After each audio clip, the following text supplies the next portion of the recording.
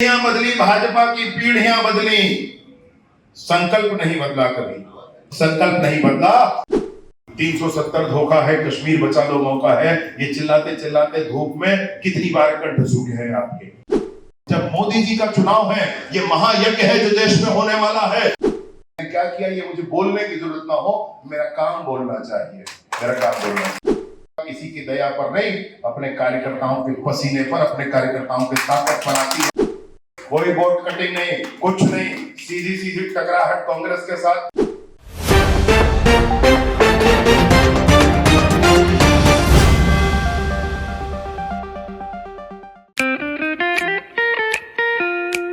खुश है तो फिर खुशी मना ले, छोटा बड़ा केक मंगा ले, संगम में मिलता है बढ़िया केक, संगम में मिलता है बढ़िया केक।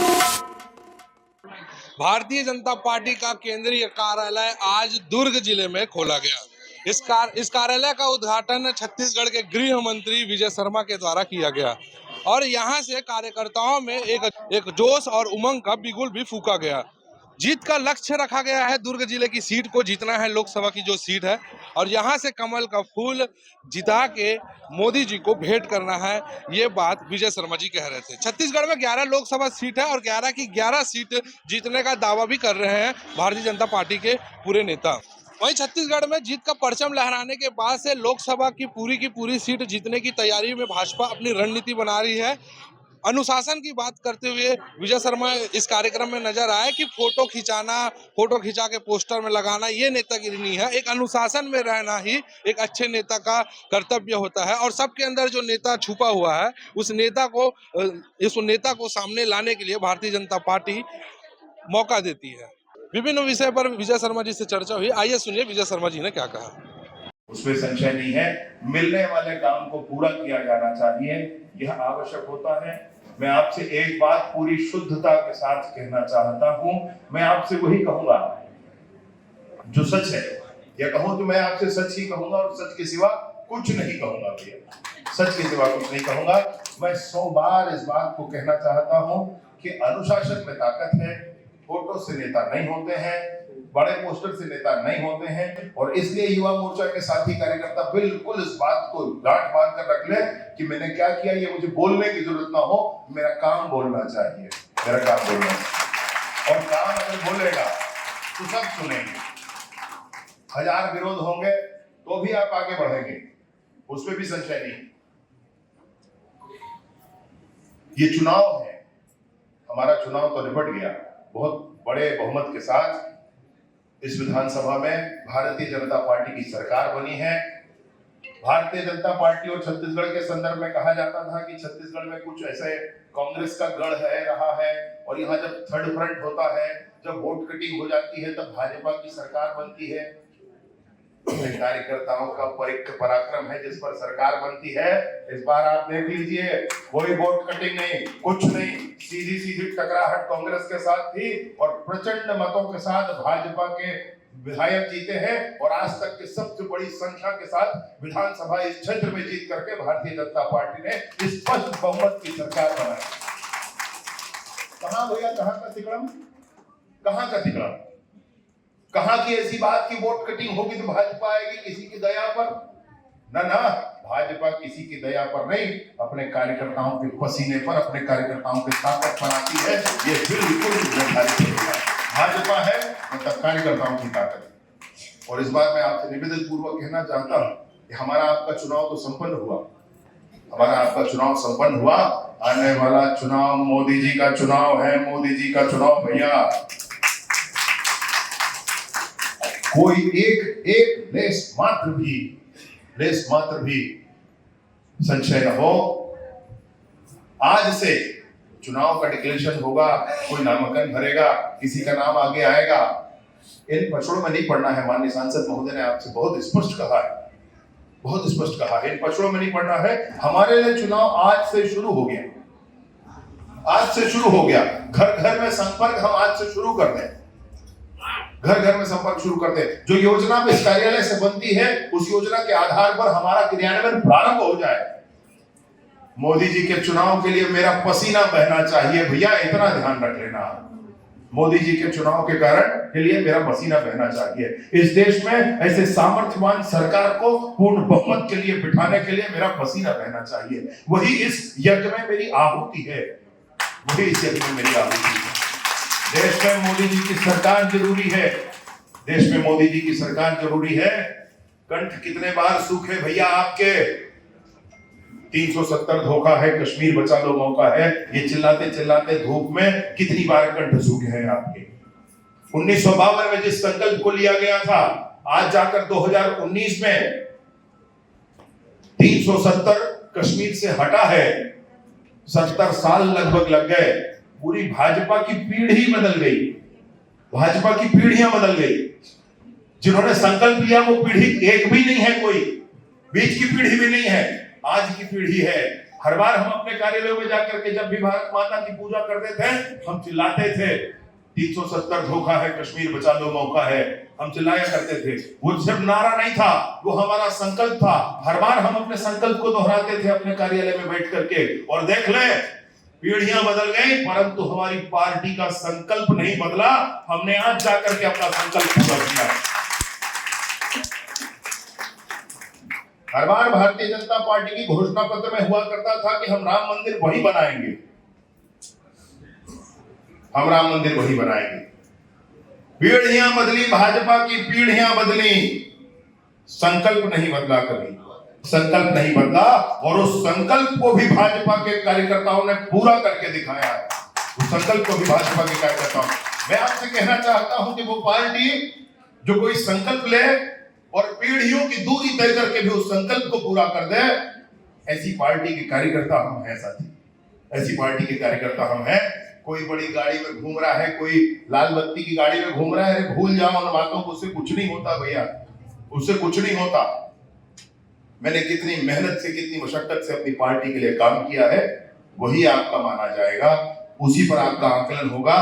और ये जो आनी जानी चीजें हैं, सदन में खड़े होकर के अटल बिहारी वाजपेयी जी कहते हैं कि पार्टियां बनेंगी, बिगड़ेंगी, सरकारें आएंगी जाएंगी, देश का लोकतंत्र अमर होना चाहिए। तो सरकारें, पार्टियां, ये सारी बातें दूर की हैं। मसला सिर्फ एक है कि तेरा वैभव अमर रहे मां, हम दिन चार रहे न रहे। मेरे दोस्त, मैं आपसे कहना नहीं चाहता हूं कि हमारी वो पार्टी जिसने पीढ़ियों की दूरी तय करके इतने सारे काम किए हैं, उसको और कुछ काम करने बाकी हैं, अभी उसको और कुछ काम करने बाकी है। और उन कामों को आप भी चाहते हो कि देश में हो, मैं भी चाहता हूं कि देश में हो। वही एक आधार है, वही एक बात है जो हमारी प्रेरणा का स्रोत है, जो हमको खींच कर, हम राजनीतिक कार्यकर्ता है भाई। आप यहाँ आकर बैठे हो तो किसी के बुलावे पर नहीं आए हो। मेरी बात मैं हर बार ये कहता हूँ और बिल्कुल आप मान लेना, आपके अंदर हृदय में नेता बैठा है, वो आपको घर में शांत नहीं बैठने देगा। वो आपको राजनीतिक स्थलों पर, राजनीतिक कार्यालयों में, राजनीतिक आंदोलनों में हर बार लेकर आएगा। और आप जब के अंदर में हृदय में नेता है तो जी लो भैया उस नेता को अच्छे से, और उसको भी अंदर वाले को जीने दो अच्छे से, जी भर के करिए काम। लक्ष्य क्या है?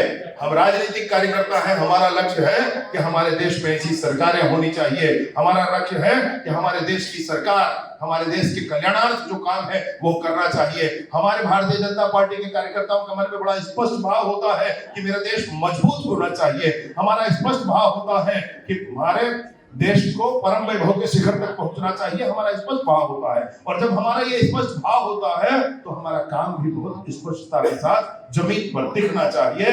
मैं आप सबसे हाथ जोड़कर सिर्फ इस बात की विनती करता हूं कि आने वाले लोकसभा चुनाव में जब मोदी जी का चुनाव है, ये महायज्ञ है जो देश में होने वाला है, पूर्ण बहुमत की, आज तक के ऐतिहासिक बहुमत के साथ जो सरकार दिल्ली में बैठने वाली है, ये जो महायज्ञ हो रहा है, उस यज्ञ में यदि आहुति देना चाहते हो मेरे दोस्त, तो आपका पसीना गिरना चाहिए जमीन पर। दुर्ग के लोकसभा के जमीन पर आपका पसीना गिरना चाहिए। मेरे दोस्त, मैं निवेदन पूर्वक यही बात कहना चाहता हूं और ये कह के अपनी बात समाप्त करता हूं कि हर हाल में दुर्ग लोकसभा की सीट प्रचंड बहुमत से जीतना है, प्रचंड बहुमत से जीतना है। प्रत्याशी कोई हो, कमल हमारा निशान है। जो निर्देश इस कार्यालय से निकलते हैं उन निर्देशों का पालन करना है। आगे पीछे जो भी हो सब देखा जाएगा, लेकिन अब एक लक्ष्य है, एक लक्ष्य, और वो है लोकसभा दुर्ग को जीत कर वापस आना है।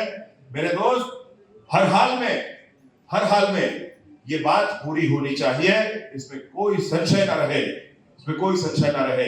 आज आप कमर कस लें, आज आप कमर कस लें। हमारा चुनाव आज से शुरू है, इतना ही निवेदन आप सबसे कहना चाहता हूं। आप सभी का जिन्होंने बहुत सारे माला गुलदस्ता सबसे स्वागत किया है, बहुत सारे वरिष्ठ मंच पर विराजमान हैं, मेरे साथी सारे विराजमान हैं। आप सबका हृदय से धन्यवाद करते हुए मैं अपनी बात समाप्त करता हूं। बहुत बहुत धन्यवाद। भाई ऊपर ऊपर नीचे कर लो, आवाज मत आ जाए। आज आपने केंद्रीय चुनाव कार्यालय का उद्घाटन किया, कितनी ऊर्जा आएगी कार्यकर्ताओं में और क्या होने वाला है 2024 में? भाजपा का चुनाव शुरू हो गया। हमारे कार्यकर्ता आज से ही घर घर घूमकर माननीय मोदी जी के लिए कमल के निशान पर वोट मांगना शुरू कर देंगे। भाजपा के लिए चुनाव शुरू हो गया।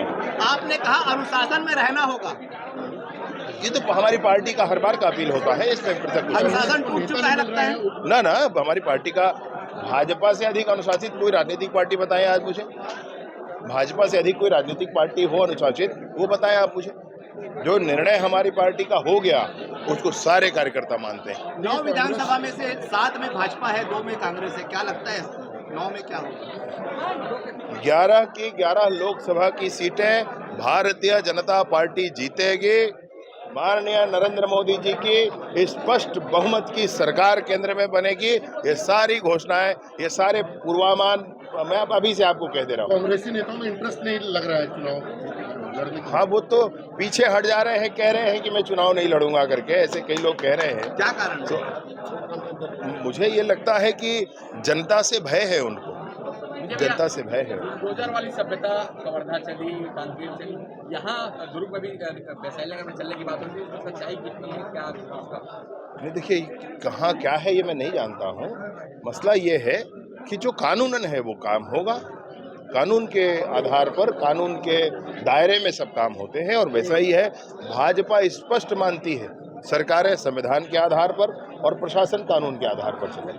नक्सलियों से लोहा लेने वाले पुलिसकर्मी जो है, जिनको वन टाइम प्रमोशन मिलता है लेकिन वो 2020-21 से पेंडिंग पड़ा हुआ है, क्या आगे बढ़ाएंगे उन्हें, उनको प्रोत्साहन देंगे ताकि वो अपने क्षेत्र में अच्छे से काम कर पाए?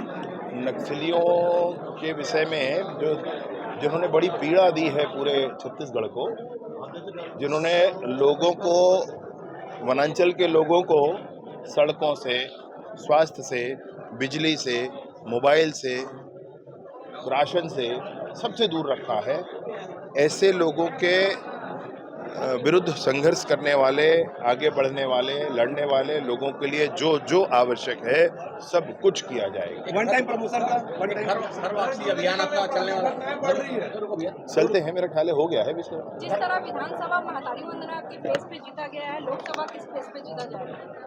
मोदी जी का फेस है, मोदी जी के विषय है, मोदी जी के नाम पर जनता वोट देने तैयार है। आप आज मतदान करा लीजिए, 11 की 11 सीटें भाजपा जीतेगी। भाजपा राज्य में कांग्रेस विधायकों को जान से मारने की धमकी, उस पर कार्रवाई नहीं होगी। ऐसी कोई धमकी वाली बात नहीं है भाई, कैसा बात हर वापसी अभियान आपका एक बड़ा अभियान था, कवर्धा में आयोजन चल रहा है, उस आयोजन कब शुरुआत करना? कानून सम्मत जो कुछ है वो सब कुछ करने के लिए हम तैयार हैं, सरकार तैयार है भैया।